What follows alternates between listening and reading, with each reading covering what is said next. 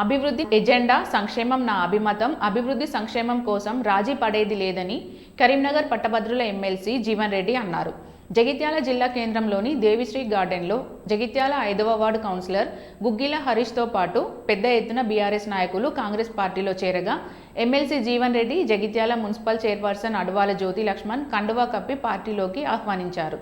ఈ సందర్భంగా ఎమ్మెల్సీ మాట్లాడుతూ పట్టణ సమగ్రాభివృద్ధే తెలంగాణ కాంగ్రెస్ ప్రభుత్వ లక్ష్యమని అన్నారు. అన్ని రంగాల్లో జగిత్యాలను అభివృద్ధి పథంలో తీసుకువెళ్తామని, దీనికి ప్రజలు మద్దతు ఇవ్వాలని కోరారు. వచ్చే పార్లమెంట్ ఎన్నికల్లో నిజామాబాద్ ఎంపీగా పోటీ చేస్తున్నానని, దీనికి ప్రజల ఆశీర్వాదం కావాలని ఎమ్మెల్సీ జీవన్ రెడ్డి అన్నారు. గతంలో అధికారంలో ఉన్నప్పుడు జగిత్యాల పట్టణాన్ని నిర్మాణాత్మకంగా అభివృద్ధి చేశామని, అసలు జగిత్యాల అభివృద్ధికి బాటలు వేసింది కాంగ్రెస్ పార్టీ అని, గృహలక్ష్మి పథకం కింద బీఆర్ఎస్ ప్రభుత్వం కేవలం మంజూరు పత్రాలు మాత్రమే ఇచ్చిందని, కానీ ఆ పథకం కాంగ్రెస్ ప్రభుత్వం వచ్చాకే అమలు చేస్తున్నామని తెలిపారు. కాంగ్రెస్ గ్యారంటీ పథకాలను ప్రజల్లోకి తీసుకెళ్లి ప్రచారం చేయాలని, రాబోయే ఎంపీ ఎన్నికల్లో కేంద్రంలో ప్రభుత్వం ఏర్పాటు చేసేది కాంగ్రెస్ పార్టీ అని ధీమా వ్యక్తం చేశారు. ఉద్యోగాలు ఇవ్వకుండా దేశ యువతను బీజేపీ ప్రభుత్వం మోసం చేసిందని అన్నారు. మున్సిపల్ చైర్పర్సన్ అడవాల జ్యోతి లక్ష్మణ్ మాట్లాడుతూ పట్టణ అభివృద్ధి లక్ష్యంగా పనిచేస్తామని, జగిత్యాలలో అభివృద్ధి పనులను త్వరలోనే చేపడతామని, అభివృద్ధి కాంగ్రెస్ ప్రభుత్వ నినాదమని, ప్రతి వార్డులో అభివృద్ధి చేసి ఆదర్శ వార్డులుగా తీర్చిదిద్దుతామన్నారు. కాంగ్రెస్ ప్రజాప్రభుత్వం అని, ప్రజల అభిష్టం మేరకు అభివృద్ధి సంక్షేమ పథకాలను అమలు చేస్తామని పేర్కొన్నారు. సోదరుడు గుగ్గిల హరీష్ గారు ఏదైతుందో వారు కౌన్సిలర్గా స్వతంత్రంగా ఎంపీ కాబట్టి మరి ప్రాంత ప్రజలకు సేవలు అందింపజేయడంలో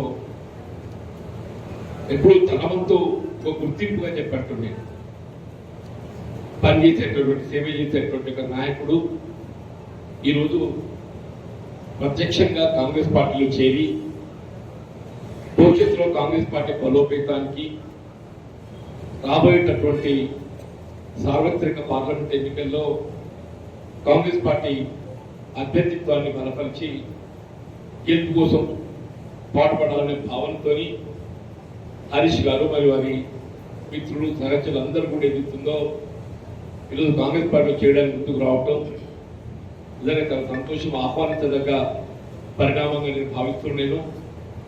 హరీష్ గారిని హృదయపూర్వకంగా అభినందిస్తున్నాను చెప్పిన కూడా పేర్కొంటాను.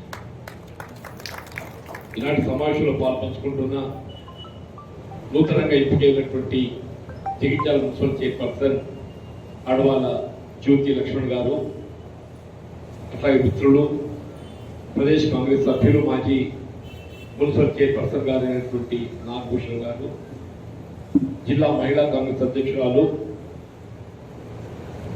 మాజీ మున్సిపల్ చైర్పర్సన్ గారు అయినటువంటి విజయలక్ష్మి గారు, సభాధ్యక్షుడిగా బాధ్యతలు నిర్వర్తిస్తున్న కొత్త మోహన్ గారు, మిత్రులు సీనియర్ కాంగ్రెస్ నాయకులు, రాష్ట్ర కాంగ్రెస్ నాయకులైనటువంటి బండ శంకర్ గారు, మిత్రులు మాజీ కౌన్సిలర్ సీనియర్ కాంగ్రెస్ నాయకులైనటువంటి రాజుల రాజేందర్ గారు, చెన్నై గారు, ఇంకా మా మిత్రుడు సత్యం గారు, రాజేందర్ గారు, ముఖ్యంగా ఈనాటి సమావేశంలో పాల్పంచుకుంటున్న పెద్దలు రాజేంద్ర గారు, పెద్దలు కల్లపల్లి దుర్గయ్య గారు, జగిత్యాల మున్సిపల్ కౌన్సిలర్.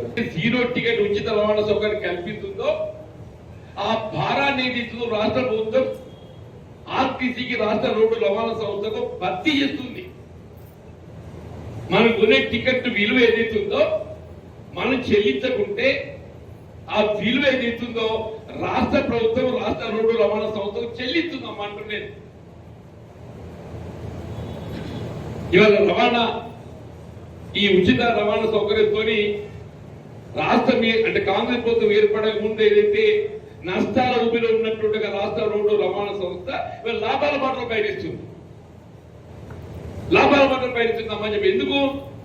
మనం కొనే టికెట్ విలువ రాష్ట్ర ప్రభుత్వం ఏదైతుందో ఆర్టీసీ భర్తీ చేస్తుంది కాబట్టి ఆర్టీసీ ఏదైతుందో మనతో పాటుగా మన పిల్లలే కానీ మన కుటుంబ సభ్యులు ఇతరత్ర వాళ్ళు కూడా ప్రయాణం చేస్తారమ్మా.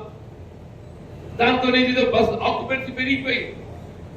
బస్ ఆక్యుపెన్సీ పెరిగిపోయి ఏదైతుందో లాభాల బాటలో పయనిస్తుందమ్మా. ఆర్టీసీ ఉద్యోగస్తులు ప్రోత్సహించాలనే భావన తలపుతోని మన 21% ఫిట్మెంట్ ఇచ్చినాం, 21% ఫిట్మెంట్ ఇచ్చిందని చెప్పండి. ఏదో ఆర్టీసీ లాభాల పట్ల నడుస్తుంది కాబట్టి. అంతేకాదమ్మా, మీరు ఇతరత్ర మనందరం వంట చెరుకు గ్యాస్ సిలిండర్ తల్లి. ప్రధానంగా రాజకీయ పార్టీలు నిన్నటి వరకు బీఆర్ఎస్ ఉండేనమ్మా కేసీఆర్. వీళ్ళు బీఆర్ఎస్ తో పాటు భారతీయ జనతా పార్టీ కూడా చర్చకు వస్తుంది. భారతీయ జనతా పార్టీ అంటే మోడీ గారు. నిజంగా మోడీ గారు ఏదైతుందో మరి పేద ప్రజలు ఆడబిడ్డల సంక్షేమం కొరకు మనం చేసిన ఒకసారి ఆలోచించారు. ఈ సభకి విచ్చేసిన ముఖ్య అతిథిగా ఎమ్మెల్సీ జీవన్ రెడ్డి గారికి, మాజీ చైర్మన్ గిరినాభూషణం గారికి, విజయలక్ష్మి దేవేందర్ రెడ్డి గారికి, కొత్త మోహన్ గారికి, అలాగే బండశంకర్ గారికి, ఇంక ఈ వేదిక మీద ఉన్న పెద్దలందరికీ, వేదిక ముందున్న పెద్దలందరికీ హృదయపూర్వక నమస్కారాలు. ఈరోజు మా హరీష్ అన్న గత 2 టర్ముల నుంచి వెళ్ళి అంటే ఇండిపెండెంట్గా నామినేషన్ వేస్తూ గెలవడం జరిగింది. ఆయన సత్తా ఏంటో చూపించడం జరిగింది. అలాగే ఈరోజు ఈ కాంగ్రెస్ పార్టీలోకి రావడం మాకు చాలా సంతోషంగా ఉంది.